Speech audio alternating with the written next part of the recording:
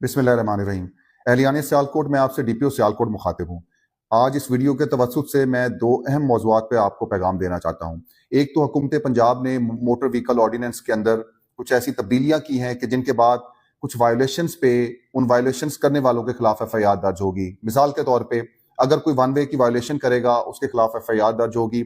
अगर कोई बगैर लाइसेंस के मोटरसाइकिल या गाड़ी चलाएगा उसके खिलाफ FIR दर्ज होगी। अगर किसी का लाइसेंस एक्सपायर्ड होगा तो उसके खिलाफ भी FIR का इंदराज किया जाएगा।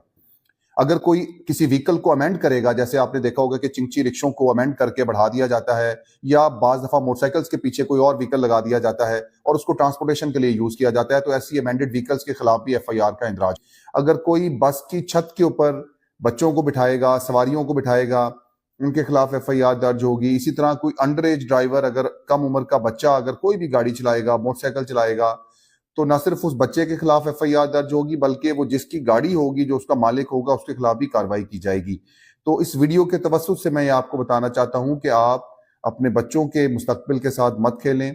अगर कोई वायोलेशन करता है, जो मैंने आपको चीजें बताई हैं, उनके खिलाफ FIR दर्ज की जाएगी। दूसरा अहम मौजू जिस पे मैं आपसे बात करना चाहता हूं वो मंशियात के हवाले से है। अगर सियालकोट में किसी भी जगह आप कहीं भी मंशियात की फरोख्त को देखें तो आप नीचे दिए गए नंबर पे मुझे इतला दें। मैं आपको बताना चाहूंगा कि ये नंबर मेरे पास होगा, इसमें आपका नाम सीगा राज में रखा जाएगा। आप बगैर किसी डर और खौफ के उन जगहों को पॉइंट आउट करें, उन लोगों को पॉइंट आउट करें कि जो मंशियात बेचने के मकरू धंधे में मुलविस हैं।